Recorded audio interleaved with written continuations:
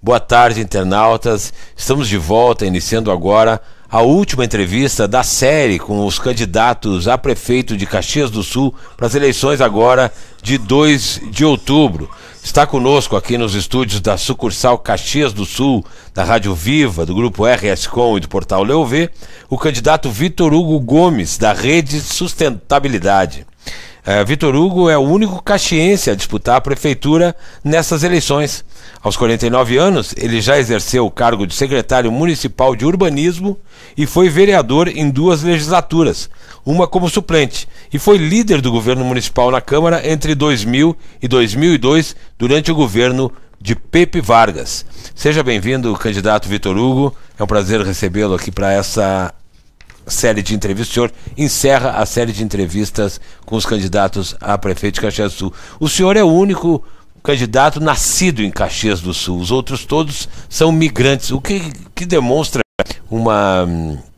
essa atração que Caxias do Sul tem feito em todo o estado e em todo o país por conta do seu desenvolvimento pujante. Como é que o senhor encara o fato de ser o único caxiense? Bom, primeiro agradecer o convite, uma satisfação enorme de estar aqui, né? A rádio e o portal é muito importante, a gente sabe do significado que ele tem e da informação que ele tem. Eu acho que Caxias ela é realmente um polo, né? Ela é um polo industrial, um polo econômico, um polo social. Ela tem uma atração às pessoas muito grandes, porque as pessoas conseguem vislumbrar a possibilidade de ter emprego, né? E a partir do emprego ter os outros bens essenciais a uma vida de qualidade. E eu estava vendo agora recentemente que chegam em média 22 pessoas por semana, enfim, né? Em Caxias do Sul. É muito grande, é um contingente muito grande, né? E eu sou o único caxiense candidato, nasci aqui no Hospital Pompeia, no dia 15 de março de 1967, e vivi a minha vida praticamente inteira em Caxias. Eu fiquei 3 anos morando em São Paulo, quando eu fui secretário-geral da União Brasileira de Estudantes, mas o restante desse período todo eu morei em Caxias, exercendo uma série de atividades, das quais hoje eu sou advogado, há 20 anos eu milito na advocacia, tenho escritório aqui em Caxias e em Flores da Cunha. E faço política por gostar da política, por acreditar num bem maior, por acreditar numa utopia de ter uma sociedade mais justa, mais igualitária, uma sociedade que todos possam ser felizes, né? Ok, vamos começar tratando das questões programáticas a que a gente se propõe aqui, para que o nosso internauta conheça suas propostas para administrar Caxias do Sul pela área da saúde, uma das áreas mais importantes aqui para nossa população. E uma das demandas mais, que é inevitável que a gente fale sobre isso, é a abertura e o funcionamento da unidade de pronto atendimento, que vai atender mais de 40 mil pessoas da zona norte da cidade.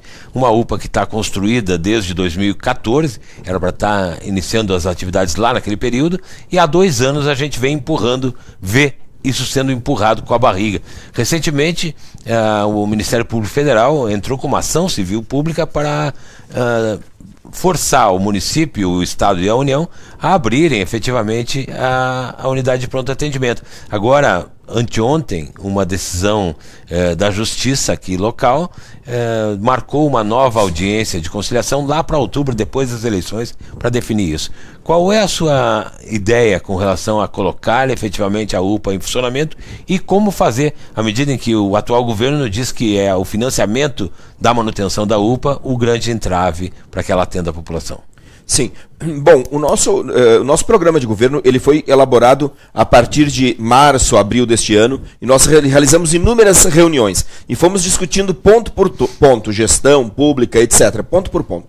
E chegamos na questão da saúde, que é uma questão prioritária. Mas não é só a saúde que é prioritária, a educação é prioritária, a segurança é prioritária, e não existe uma prioridade isolada, porque meio ambiente tem a ver com saúde, esporte tem a ver com saúde, cultura tem a ver com saúde. Então nós entendemos um contexto de ações que a gestão pública deve fazer para atender a questão da saúde. A questão da UPA, Zona Norte especificamente, eu tenho cobrado muito nos debates que eu tenho ido, que primeiro nós precisamos analisar a responsabilidade de quem é responsável, por que ela não abriu.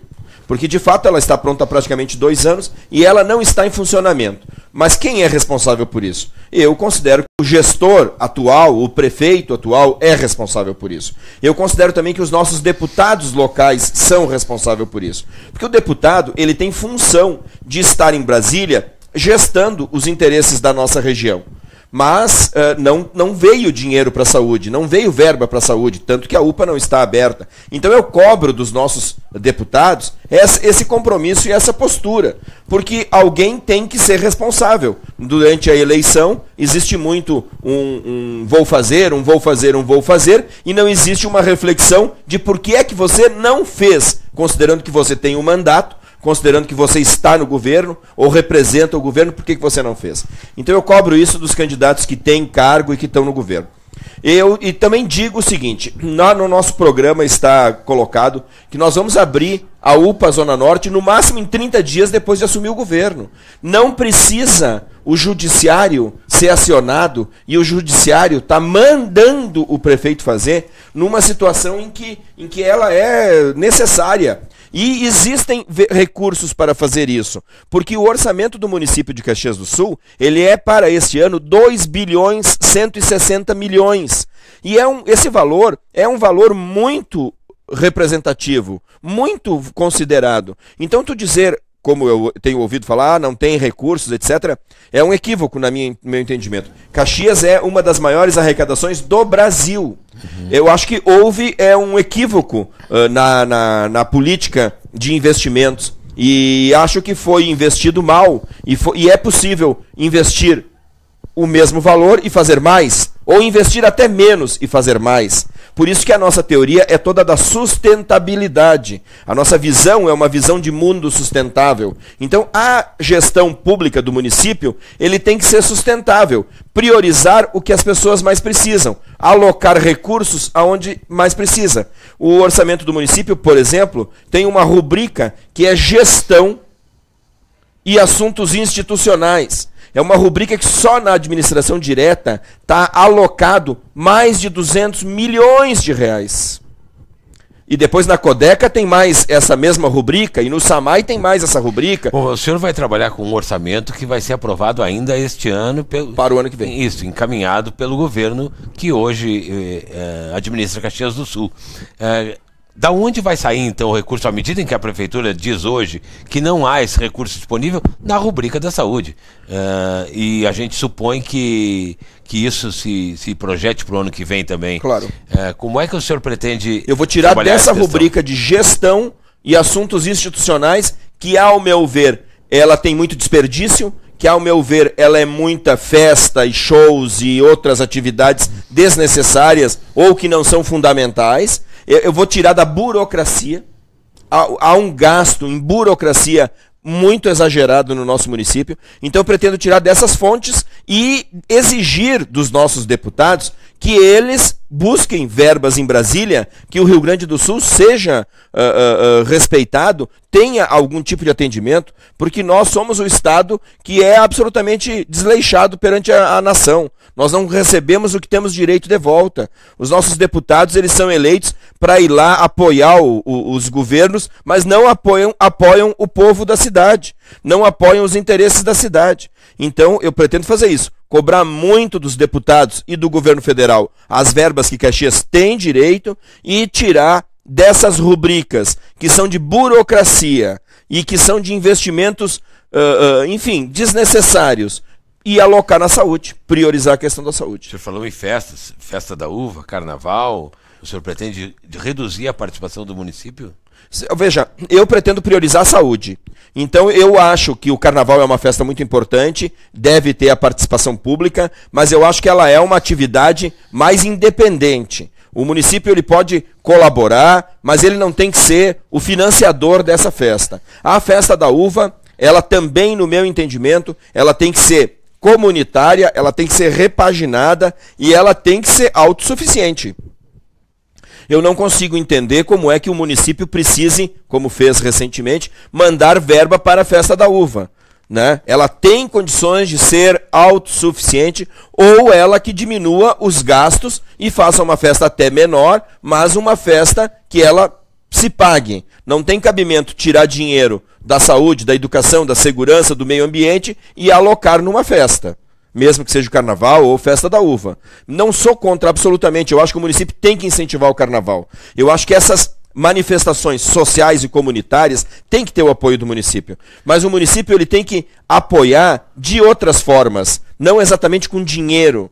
Né? Ainda com relação ao financiamento da manutenção da unidade de pronto atendimento especificamente, ela deve custar R$1.700.000 por mês, né? Desse total de recursos, uma boa parte deve vir do Estado da União, mas só depois que a homologação do atendimento pelo SUS seja realizado, o que pode demorar pelo menos 6 meses.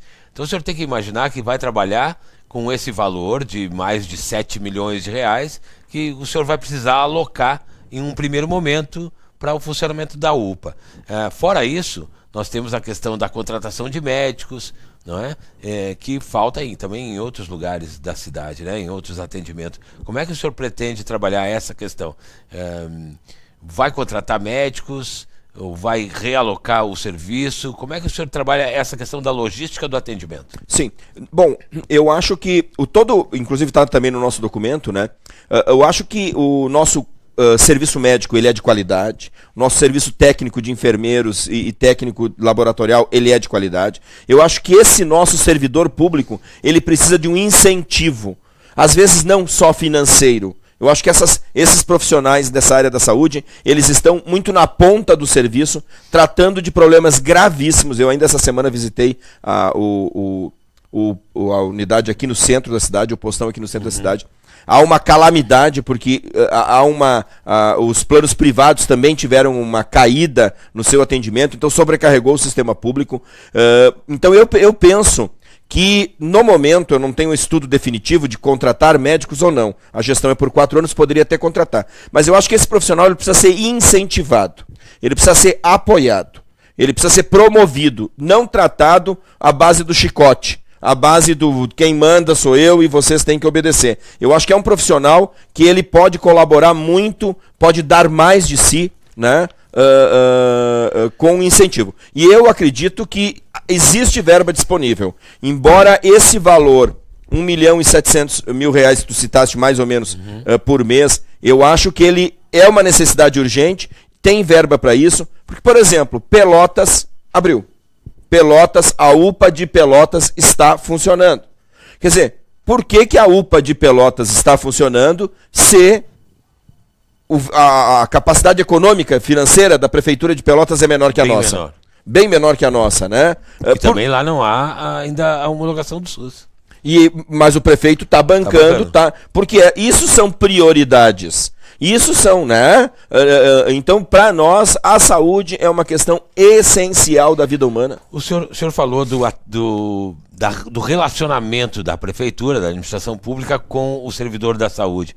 Bom, a gente viu recentemente um choque bastante forte entre os médicos contratados pela prefeitura e a administração pública, né? Uma greve que afetou os serviços públicos, afetou o atendimento. Desde lá nós temos uma situação que me parece um tanto na corda bamba, certo? A gente tem reclamação na ponta pela população, reclama que o atendimento às vezes é muito rápido, que não tem o médico todo dia na UBS, que a consulta para as especialidades médicas demoram. Em outro ponto, a gente tem a ideia de que os médicos muitas vezes não cumprem o horário a que são contratados. Existe um entendimento informal de que eles realizam X atendimentos por dia. Como é que o senhor pensa em equilibrar essa situação que me parece um tanto quanto desequilibrada? Não, eu penso em fazer o seguinte, eu penso no prefeito não estar encastelado dentro do gabinete.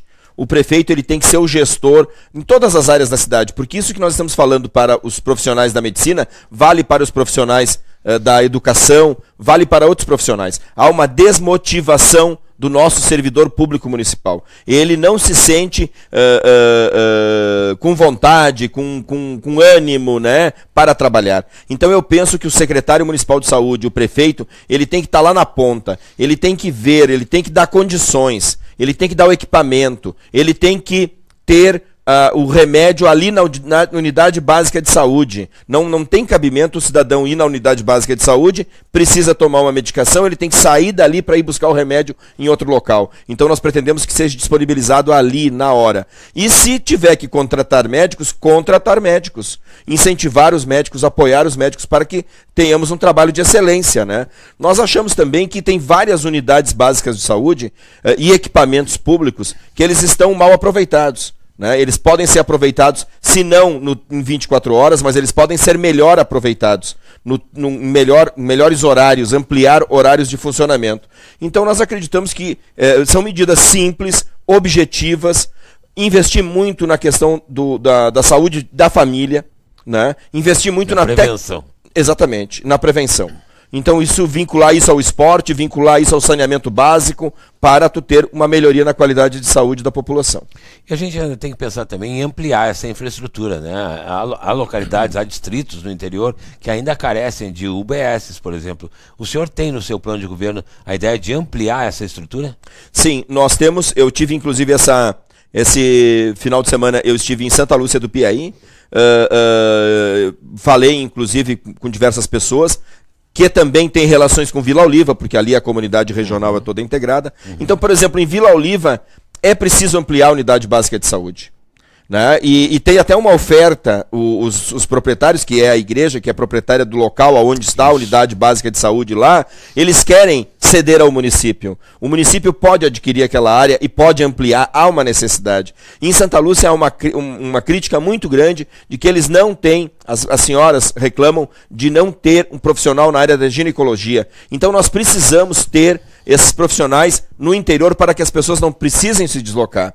E nós vamos colocar esses profissionais nesses locais e é viável fazer isso. É só uma questão de boa vontade, uma questão de priorizar a área, de investimento para a área. Essa questão da descentralização da saúde, né? A gente fala muito em centro de especialidades, trazer todo mundo para o mesmo local, e aí gera uma fila enorme, esse não é o seu modelo. Exatamente, eu acho. Não é nosso projeto inicial, esse do centro de especialidades. Né? Ok. Com relação ao financiamento ainda da saúde, a gente gira muito na questão do dinheiro, né? Hoje Caxias é referência, hoje não, mas há muito tempo é referência para 50 municípios, pelo menos, da Serra Gaúcha, em várias especialidades médicas. Caxias é referência, quer dizer, a gente atrai uma série de moradores de outros municípios para serem tratados em Caxias do Sul. Em contrapartida, não há uma participação desses municípios financeira para fazer esse financiamento da saúde. Esse é um assunto bastante delicado, né? Como é que o senhor pretende tratar isso? Até porque existe a universalização da saúde, nós não podemos simplesmente negar atendimento a ninguém. Claro. E é uma questão humanitária, né? Mas eu acho que nesse aspecto da saúde e em outros também, a nossa cidade, ela não se impõe enquanto a liderança que ela tem direito, né? Ela tem uma liderança pela população, pela economia, pelos seus políticos que representam a cidade, mas ela não interage com Farroupilha, com Flores da Cunha. Por exemplo, eu penso que é possível construiu uma nova estrada intermunicipal de Flores da Cunha, Caxias, Farroupilha, Bento Gonçalves. Eu penso que é possível fazer isso. Eu penso que é possível fazer um consórcio e o prefeito aqui decreta a área onde seria essa estrada de utilidade pública e desapropria, né? O prefeito de Flores da Cunha faz a mesma coisa, o prefeito de Farroupilha faz a mesma coisa e a gente constrói uma nova estrada. Né? Uma estrada intermunicipal que pudesse... Só um exemplo. Mesma coisa na área da saúde. Eu acho que Caxias tem direito e obrigação de cobrar. É possível tu identificar o paciente, da onde ele está vindo, e é possível tu requerer o pagamento dessa verba através de uma compensação com o Estado. Né? O Estado que distribui verbas para a saúde, ele tem que entender que se Caxias é um polo regional e está respondendo por esse atendimento, ele tem que receber os recursos. E é isso que eu falo. Nós temos poucos deputados, né? Os que temos, alguns querem renunciar, né? Querem sair do mandato de deputado. E também eu penso, e nós da rede proibimos absolutamente É proibido no estatuto da rede, não pode o cidadão ser eleito para vereador ou para vereador ou para deputado e assumir um outro cargo. Não pode. Renunciar para assumir outro. Renunciar aí poderia. Tu não pode ser vereador, eleito vereador e ser secretário. Não pode. Se tu foi eleito vereador e tu quer ser secretário, tem que renunciar ao mandato de vereador. Se tu foi eleito deputado, tu quer ser ministro, na rede não pode. Tem que cumprir o teu mandato. Porque... Hoje a gente viu um prefeito de Santa Maria renunciando para assumir a Secretaria de Segurança do Estado. Não tem cabimento, né? E aqui em Caxias nós temos também pessoas que querem renunciar para exercer outro cargo. Então, na nossa visão, na visão da rede sustentabilidade, tu foi eleito para aquele cargo, tu tem que cumprir aquele mandato. Tu não pode renunciar. Se tu foi eleito para vereador, tu não pode ser secretário. Porque o que acontece? No governo federal, ou no governo municipal, ou no governo do estado, o presidente ele copta do partido A, um deputado, do partido B, outro deputado, do outro partido, outro deputado. Mesma coisa o prefeito. Um vereador vira secretário, o outro vereador vira secretário, e ele domina a Câmara. Aí a qualidade da Câmara vai a zero. Ou ela fica muito prejudicada. É uma maneira de garantir a tal da governabilidade que chamam. Então vamos entrar nessa seara. O senhor concorre em chapa pura, sem uma coligação forte, sem partidos fortes apoiando. Caso o senhor seja eleito, como construir essa governabilidade? Então, como ter apoio na Câmara de Vereadores e como montar um gabinete? Sim, de fato, o nosso número 18 da Rede Sustentabilidade nunca foi votado. É a primeira vez que nós estamos concorrendo numa eleição nacional, nunca foi votado. E a gente tem uma esperança de ter uma grande votação no 18, na Rede Sustentabilidade. Porque quando o eleitor começa a pensar, eu vou votar naquele número. Aí ele pensa, mas aquele número está envolvido na corrupção. Aí ele pensa, não, eu vou votar naquele número que eu já votava.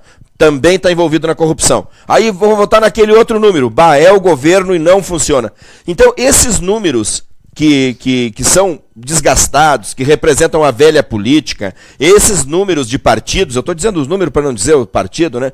Esses partidos, eles representam uma velha política, representam esse modelo que está aí e que está levando a esse flagelo da sociedade e das pessoas. Então nós pretendemos governar, respondendo a tua pergunta, com a sociedade. Eu tenho muitos amigos de vereadores, eu tenho diálogo com os vereadores, eu sei e fui vereador que os vereadores eles votam pelo que é bom para a cidade. Não interessa partido, não interessa, depois da eleição isso acaba, interessa projetos bons para a cidade. Então eu tenho certeza que quando eu fizer um projeto para ampliar o atendimento de saúde da população, os vereadores vão votar. Eu também penso, e nós falamos muito da rede sustentabilidade, dos nossos princípios, da democracia de alta intensidade. Então nós vamos consultar muito o cidadão. Nós vamos fazer, hoje inclusive teve um debate sobre a tecnologia da informação, e eu falei isso lá. Nós vamos consultar o cidadão a todo momento. Por exemplo, que maneira se faz isso? Facebook, WhatsApp, consultas populares, plebiscito, né? Nós temos vários mecanismos. Fortalecimento dos conselhos municipais. Fortalecimento dos conselhos municipais, né? Plenárias da Câmara Municipal, sessões da Câmara para um debate sobre temas específicos. Então, nós queremos... Nada parecido com a formação de uma discussão de orçamento, por exemplo. Isso também tem que ter. Já no orçamento, nós podemos discutir amplamente o orçamento do município, fazendo funcionar o portal da transparência, né? Porque hoje nós temos o portal da transparência do município, ele tem vários itens que tu acessa ali e tu não consegue ver. Por exemplo, a despesa corrente de hoje, tu não consegue ver. As receitas de hoje, tu não consegue ver. Então, democratizar, transparência, dar ao cidadão o acesso ao poder público, né? Então eu tenho certeza que não teria problema nenhum de governar Caxias se nós elegermos um vereador ou dois vereadores, não teria esse problema. Candidato, o senhor falou numa estrada intermunicipal, não entendi se isso é uma proposta ou foi só uma ilação? Não é uma proposta. Nós não chegamos a escrever isso como uma proposta, né? Eu tenho outras propostas bem ousadas, né? Como, por exemplo, tirar o presídio da BR-116, de frente da universidade. Eu tenho certeza que, como prefeito, posso tirar esse presídio dali, posso fazer uma parceria público-privada e construir um presídio em outro local. E eu sei que essa matéria é uma matéria de assunto do governo do estado, mas o prefeito, ele tem o poder político, o prefeito tem o poder da iniciativa, o prefeito tem o poder dos seus decretos também e das suas legislações. Então, por exemplo, eu fui presidente do Conselho Penitenciário, né? Então eu conheço muito bem a matéria, conheço a área. Eu posso pegar aquela área do presídio, que são mais ou menos 30 mil metros quadrados, eu posso aplicar nessa área aqueles índices construtivos. A área, então, hoje ela vale em torno de 18, 20 milhões, ela pode valer 30, 35 milhões, e aí eu posso pedir para o governador, eu quero tirar esse presídio daqui, já fiz a minha parte, a área vale o dobro. Vamos fazer uma parceria público-privada. Vamos entregar para um hotel, para um shopping.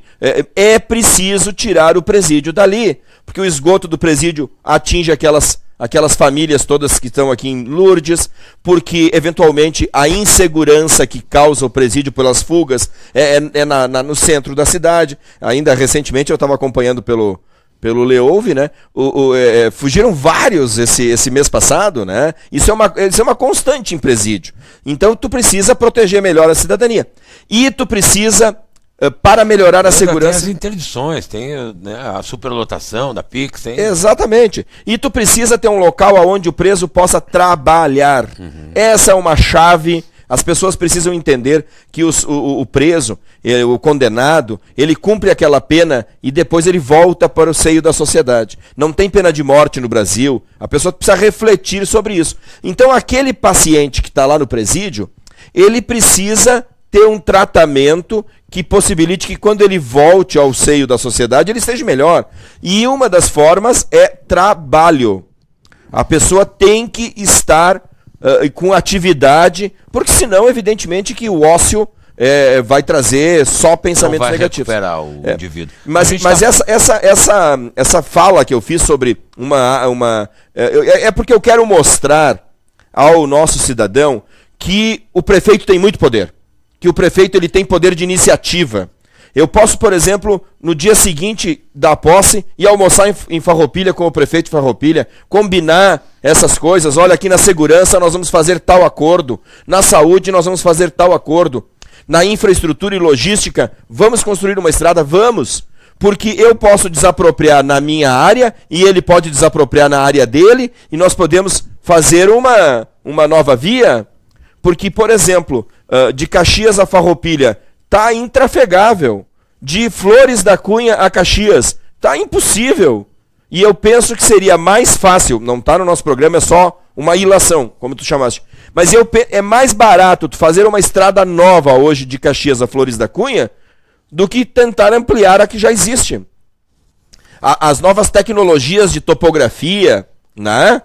Hugo, vamos voltar aqui para Caxias do Sul, vamos falar de mobilidade, então, mas vamos voltar aqui a Caxias do Sul. A gente está com um projeto do SIM Caxias, Sistema Integrado de Mobilidade Urbana, em pleno andamento, a primeira fase praticamente concluída, se consolidando, e temos novas fases já projetadas, com a criação de novas estações de transbordo, etc. Como o senhor avalia essa questão do sistema de transporte coletivo na cidade? Quais os seus planos para ampliar isso e fazê-lo chegar efetivamente às periferias? Sim. Bom, eu acompanhei um pouco do projeto ainda quando ele estava sendo estudado e projetado, e precisava ser feito essa mudança na mobilidade em Caxias. Mas eu acho que ela tem algumas falhas. Eu pararia essa obra imediatamente. Eu tentaria colocá-la nos princípios da sustentabilidade. Tudo tem que ser projetado nesse sentido. Então, por exemplo, nós fizemos aqueles corredores de ônibus, que é um concreto pesado, um concreto armado, é um equipamento, né, muito pesado. Nós tínhamos que ter feito ali embaixo a canalização da internet, a canalização, uma reserva, uma espera. Né? Eu penso que isso custaria muito pouco e traria um retorno muito grande. Já que estava aberto mesmo. Já que estava aberto mesmo, já que ia fazer aquele trabalho mesmo. Aberto. Exatamente. Já que ia ter que... Porque agora eu fico imaginando... Não foi feito, candidato. Não foi feito. Então eu pararia a obra e as novas etapas eu colocaria isso. Segunda coisa que eu faria, bem objetiva, até estava falando agora com o senhor que me trouxe aqui primeira coisa... autorizaria a conversão à direita, na Pinheiro Machado e na Sinimbu. Era uma das questões. Objetivamente, no segundo dia de governo, eu já ia tomar... De que maneira? Não, eu penso o seguinte, várias cidades do mundo que têm avenidas muito utilizadas, com tráfego muito grande, elas têm a conversão à direita. Mas vai cortar o ônibus. Não, mas tu tem o semáforo de 3 tempos, né? Tu organiza isso também, né? Um semáforo exclusivo para o corredor. Para o corredor. Implantaria isso. Claro, e eu preciso o seguinte, eu vou me assessorar dos técnicos, mas é óbvio que precisa uma mudança. Ou quando muito, se não for possível... uma conversão na Visconde de Pelotas, quem está descendo a Pinheiro Machado, que ali de fato é um local, mas não é possível proibir todas. Porque aí também tu atrapalha a mobilidade. Né? Tu atrapalha a mobilidade do cidadão. E os trajetos. E tu gera um transtorno. Tu gera um transtorno. E tu remete o cidadão a dar aquela volta toda na quadra que congestiona todo o sistema.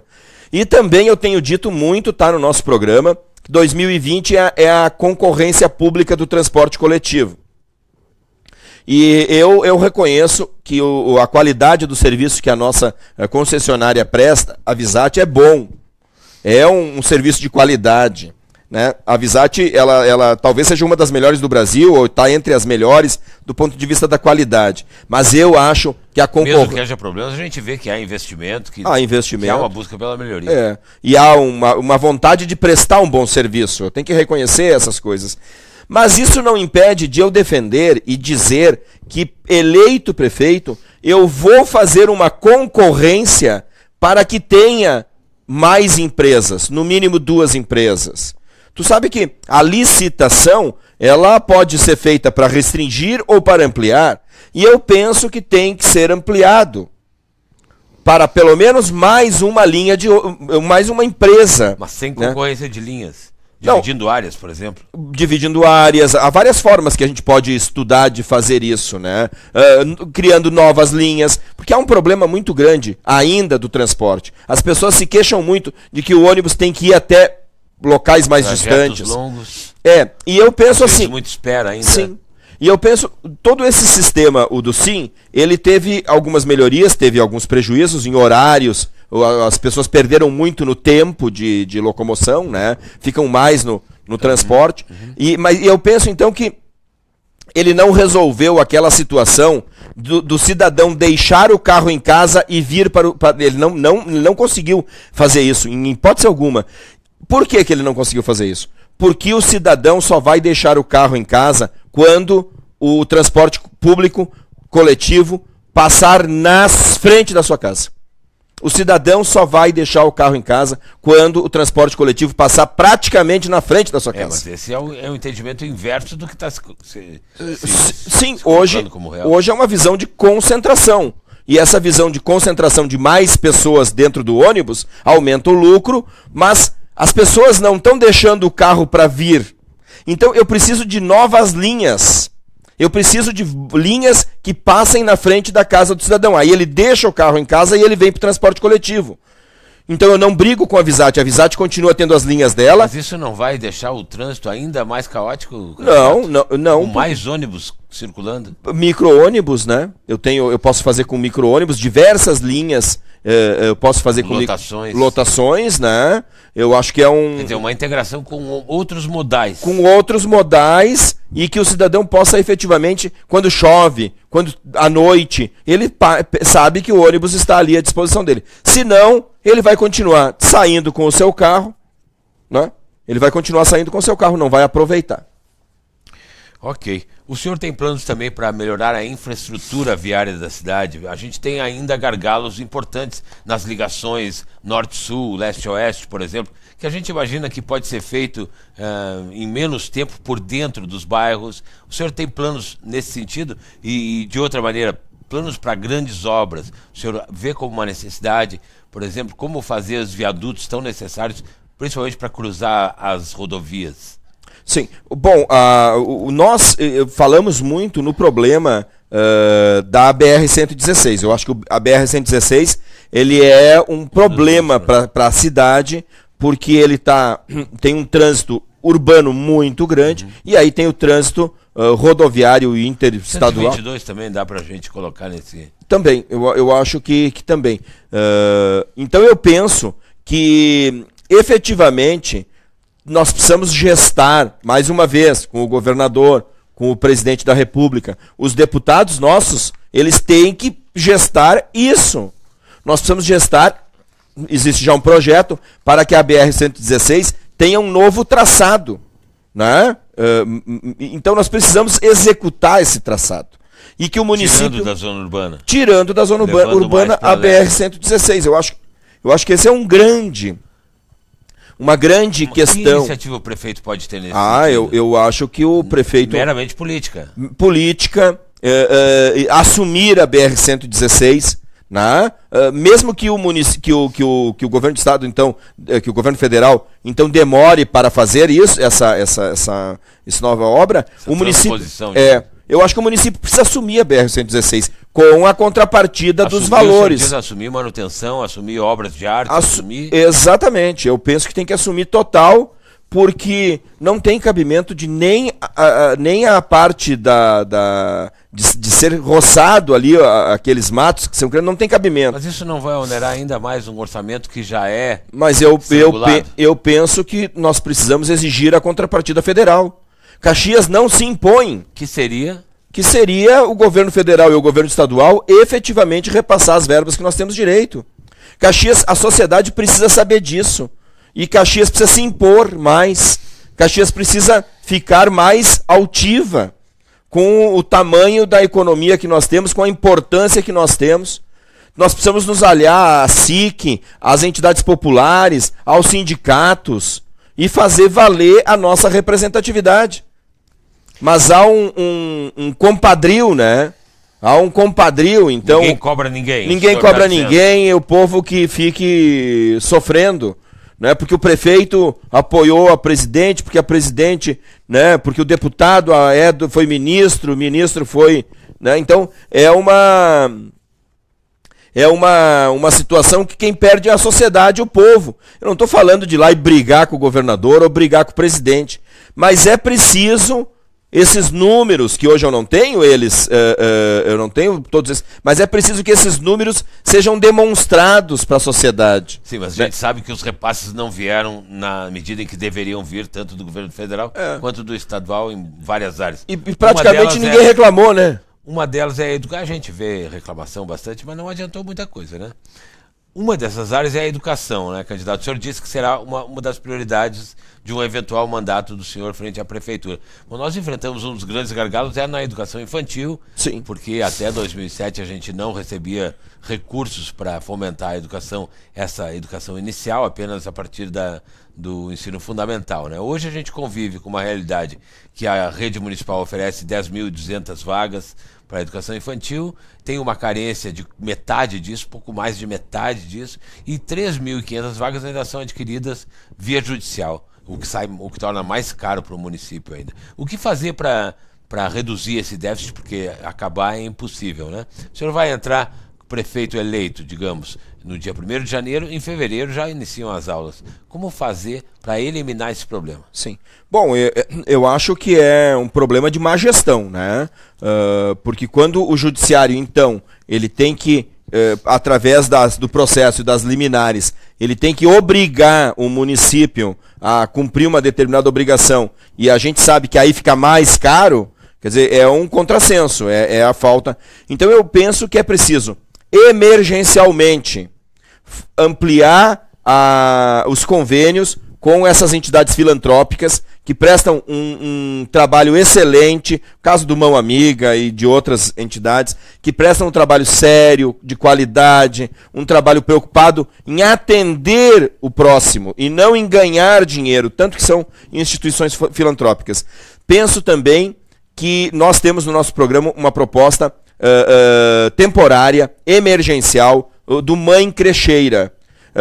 Tem na cidade, em todos os bairros, em várias localidades, aquela senhora que já cuida dos seus filhos, que cuida dos filhos da vizinha, que cuida da comunidade. Eu penso que o município pode, com critérios rígidos, orientar estabelecer e temporariamente autorizar o cuidado dessas crianças também dessa forma, né? E penso que a grande saída... Paliativamente. Isso não faz parte do sistema de ensino. Não faz parte. É temporário e emergencial, né? Para um prazo de 12 meses, de 24 meses, enfim. Né?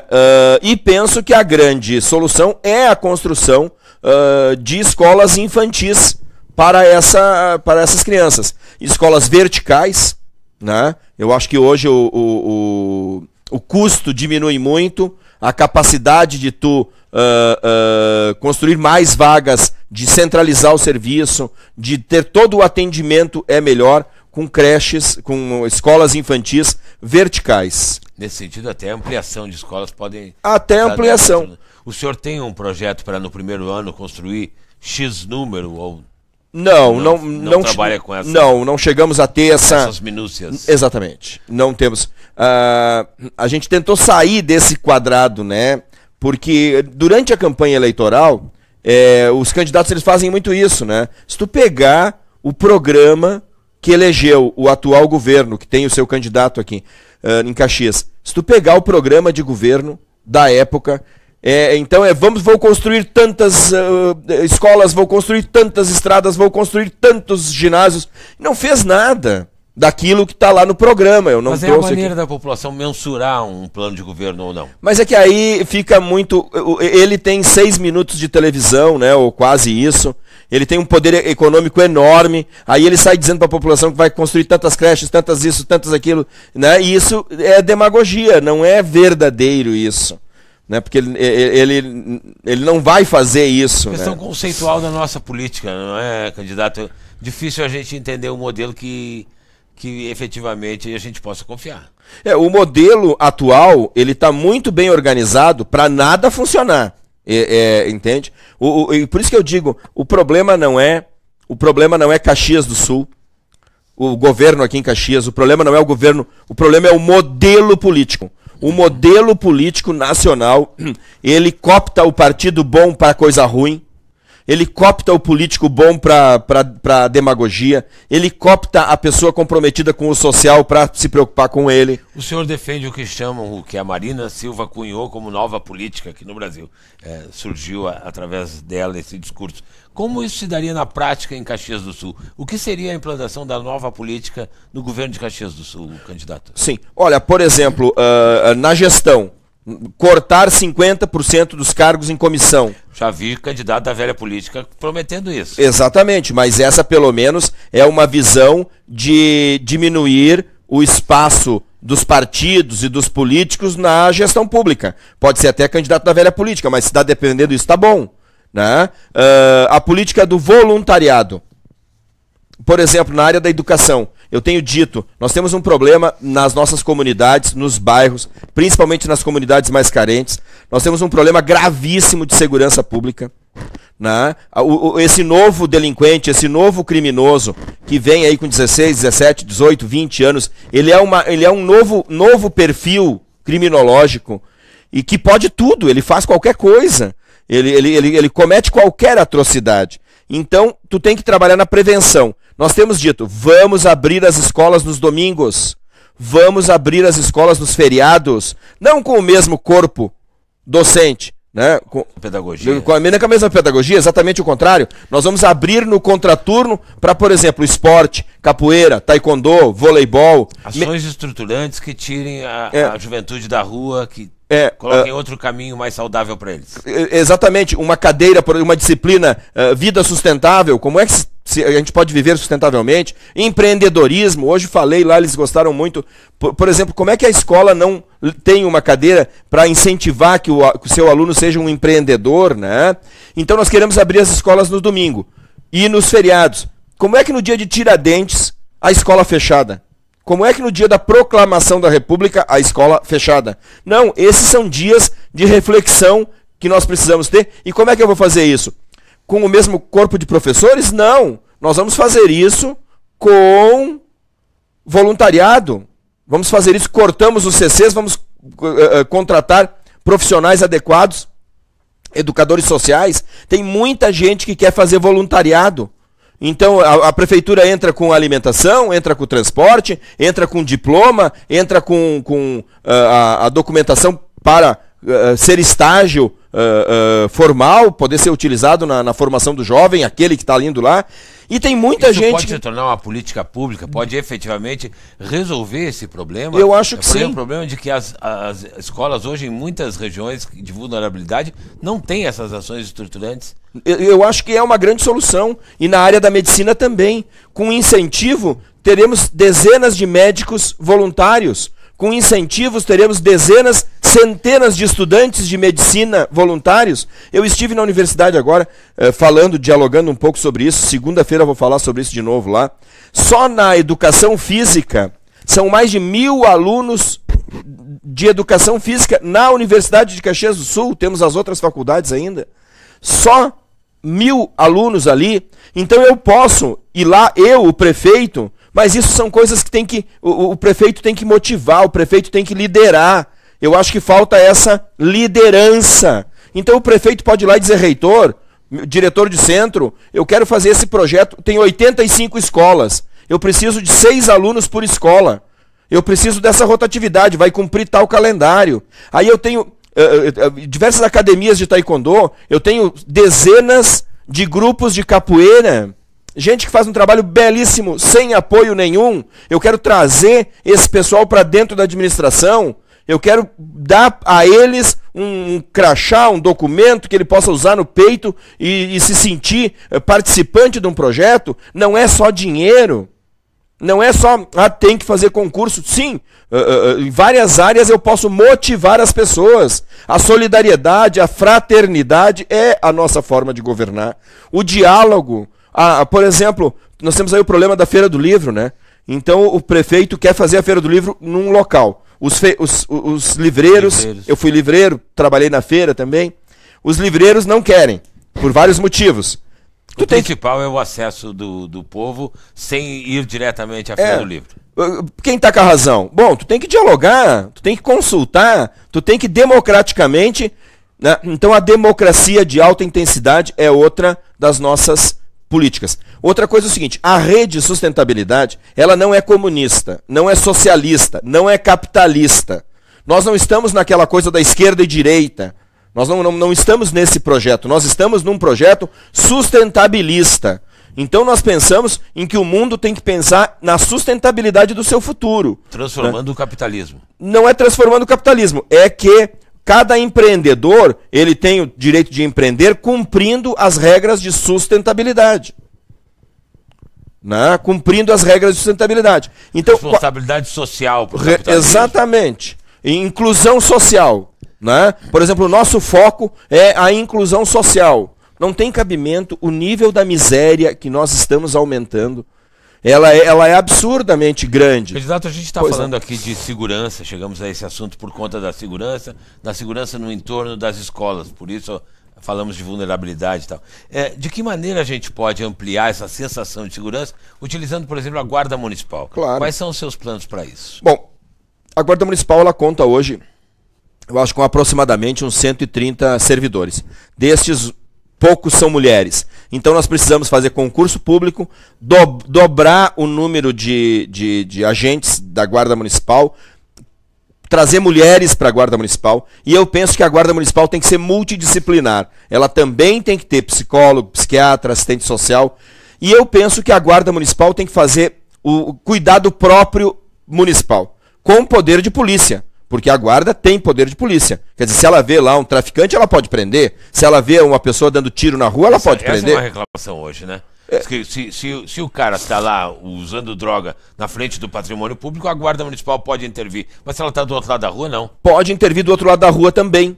Isso é uma informação errada, é um conceito errado, porque a lei diz que qualquer do povo tem poder de polícia. Claro. A lei diz que qualquer do povo pode prender um traficante. Claro que o guarda municipal tem mais obrigação ainda.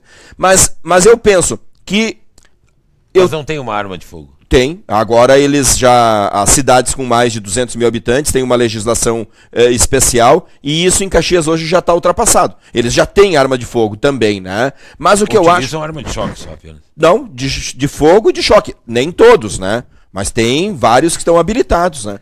Eu advogo... Sim, habilitados, sim. Eu advogo muito para a Guarda Municipal também, advogo para a Polícia Militar também. E em alguns casos, né? Então, eu penso que as 85 escolas de Caxias tem que ser o centro administrativo da cidade.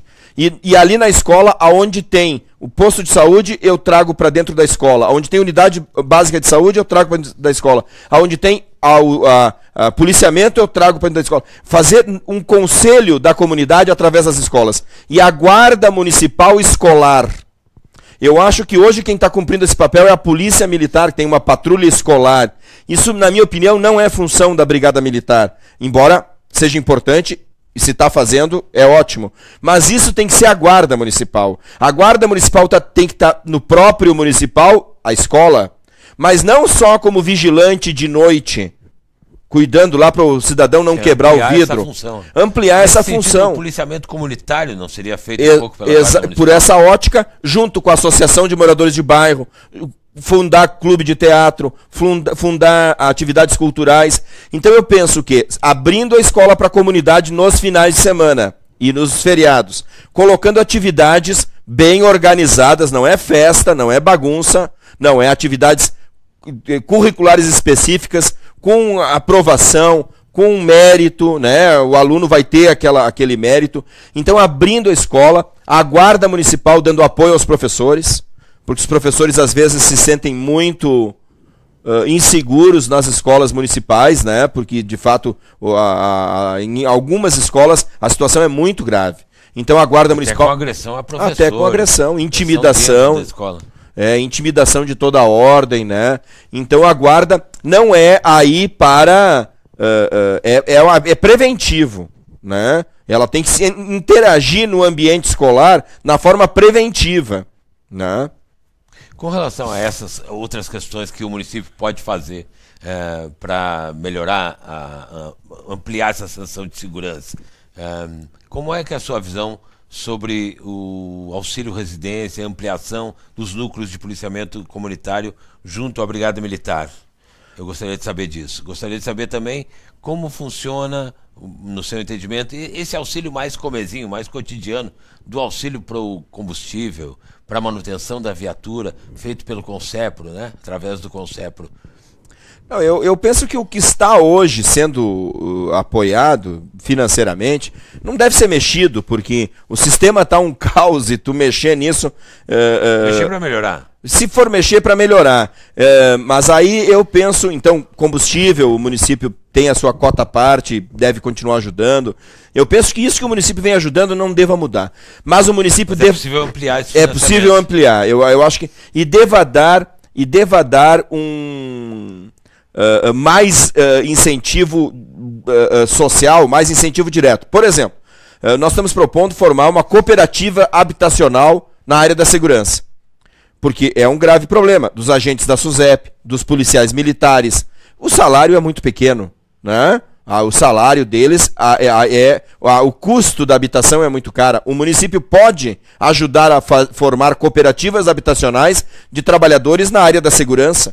Porque eles precisam ter uma localidade tranquila para habitar, né? O vigilante mesmo pode entrar nisso, mas é uma cooperativa habitacional que o município entra com a infraestrutura, que o município entra com a legalização e eles vão pagar o seu financiamento, né? E penso que o número de policiais militares em Caxias, eu nem vou dizer o número, mas ele é muito aquém da nossa necessidade. Eu penso que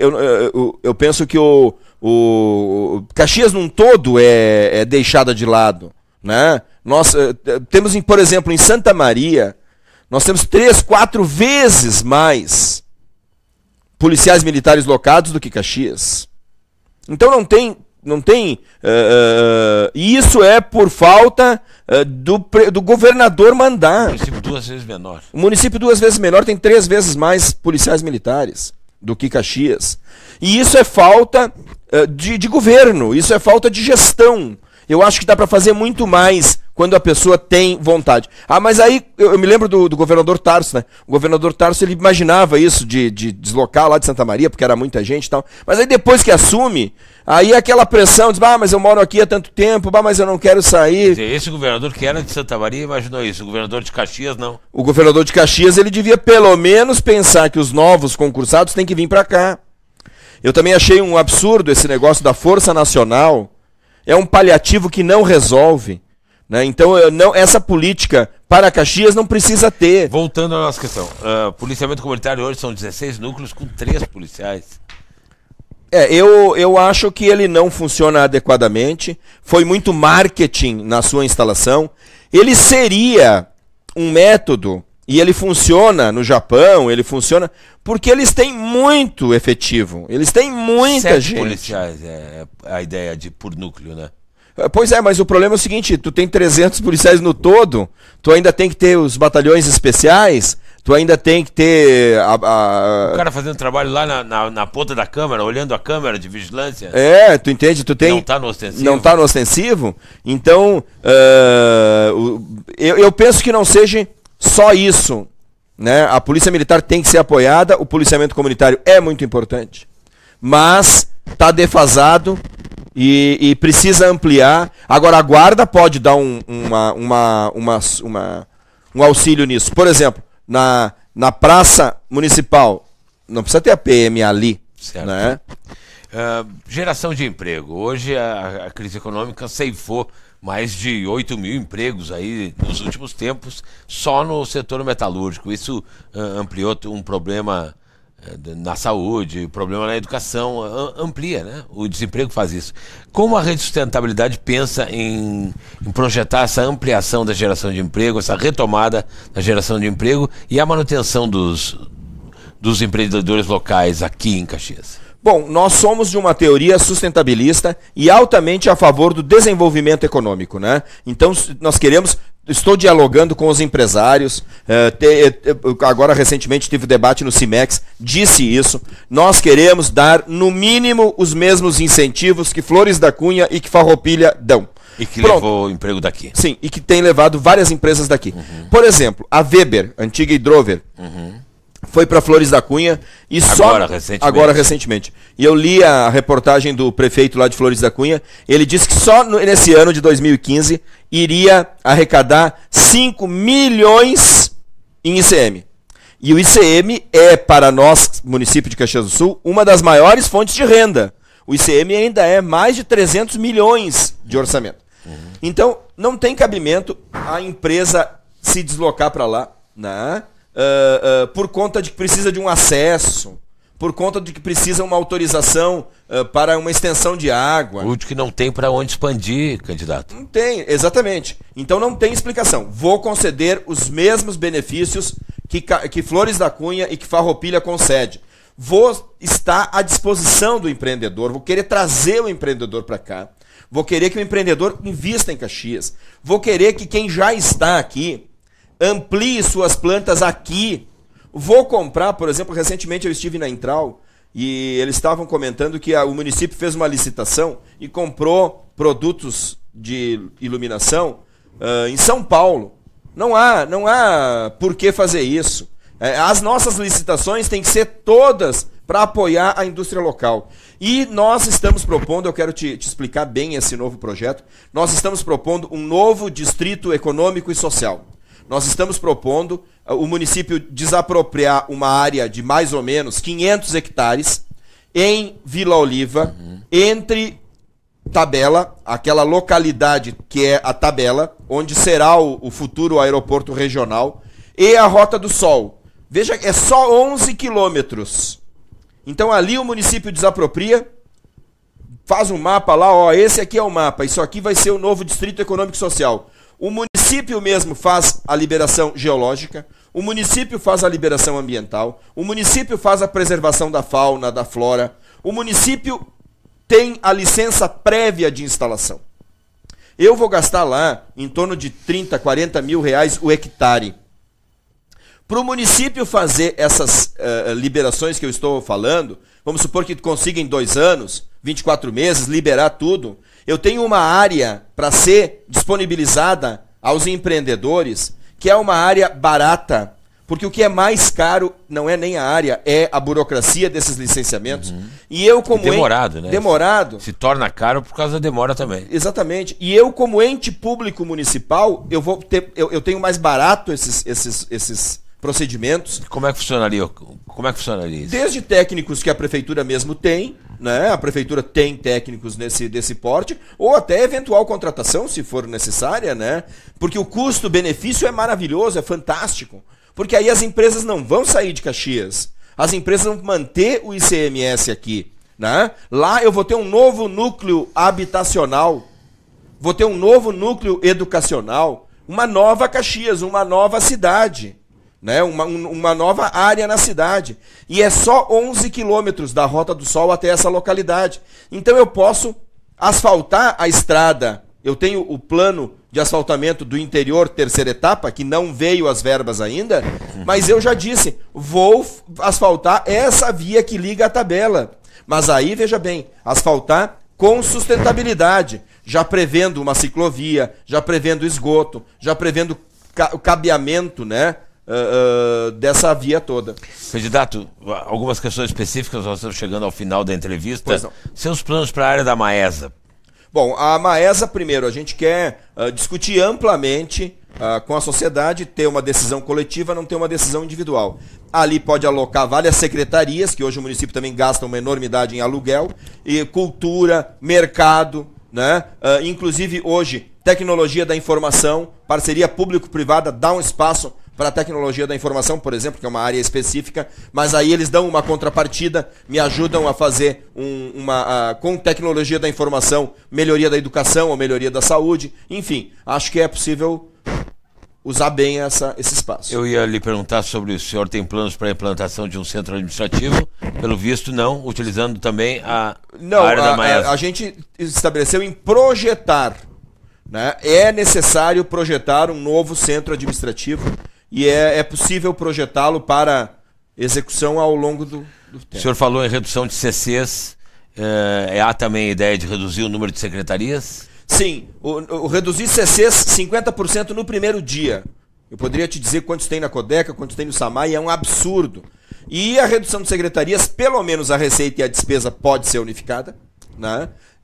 Receita e Fazenda. Desculpa, Receita e Fazenda, né? Despesa e Fazenda, né? Despesa e Fazenda. Pode ser unificada. E tem outras afins que podem.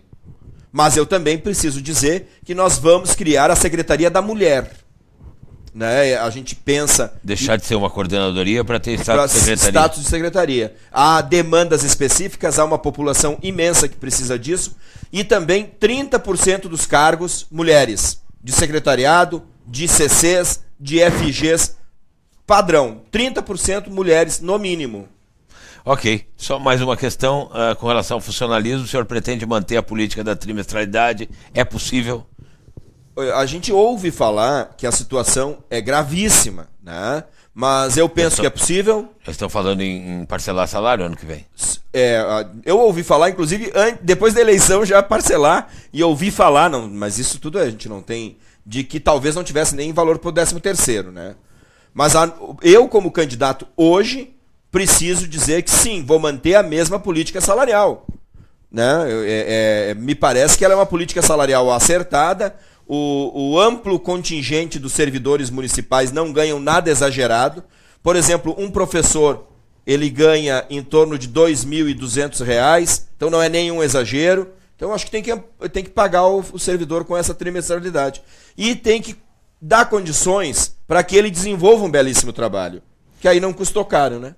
Ok, candidato, nós agradecemos a participação do candidato Vitor Hugo Gomes, da Rede Sustentabilidade, aqui conosco, encerrando essa série de entrevistas que ouviu as propostas dos 6 homens que querem comandar Caxias do Sul a partir de 1º de janeiro de 2017 e querem receber o seu voto no dia 2 de outubro agora de 2016, próximo dia 2 de outubro. A gente espera que com essa série de entrevistas nós tenhamos colaborado para que a sua decisão, tão importante para o futuro da nossa cidade, seja feita com cada vez mais responsabilidade e com todos os elementos necessários para você tomar a sua melhor atitude de cidadão agora nas urnas no dia 2 de outubro. O Leuve se despede, o Grupo RSCom agradece a sua participação, a sua audiência conosco. Esperamos ter cumprido com o nosso dever.